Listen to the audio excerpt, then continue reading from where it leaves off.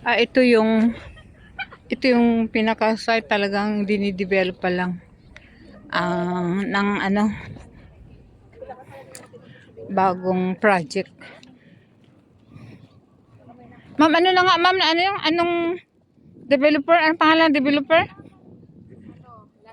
Land One. Land One bago. Anong pangalan ng Alara Village?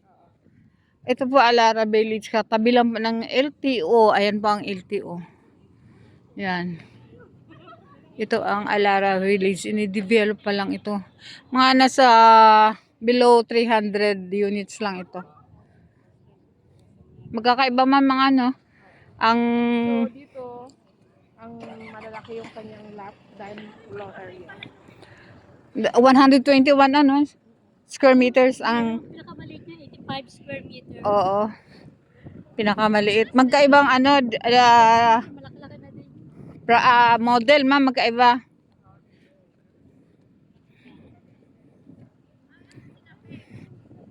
Nasa 8 million ma'am. 8 million ang ang total contract price. Malapit lang ito. LTO Imus. Ayan. LTO Imus yan. Ito katabi lang mismo.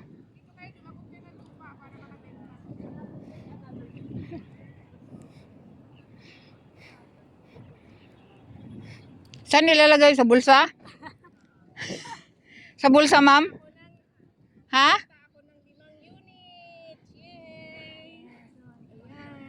Makabenta ako kahit isang nga lang eh. Kahit isang nga lang. Kahit isa lang po ang mabenta ko. Okay na po. Uy, magdakot ka rin, ti Ami. Swerte yan. Ako naniwala ako. Bago sabay lagay sa bulsa. Oh, ayan. Sa bulsa ko na. Makakabenta ako kahit isang unit lang, Lord. Ang maibenta. Huwag kayo mahiya. Sige. Napakalapit lang nito. Sa tabi lang ng LTO. Oh, ayun na akin. Nasa bulsa na. Saan sila? Okay. Salamat. Mauna na ako, ma'am, kasi Sige, bye-bye. si P daw sasabay na sa mag-commute. Hindi yata sasabay sa akin. Ewan ko lang.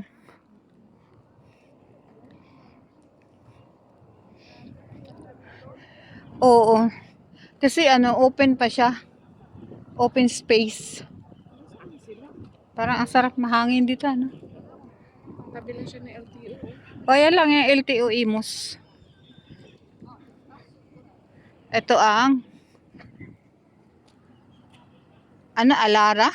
Alara Village. Lara Village.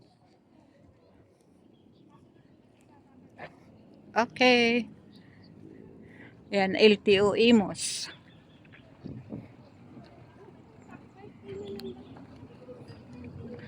Katatapos lang namin nagpikiis project knowledge seminar. Ayun si Franz. Okay, bye-bye.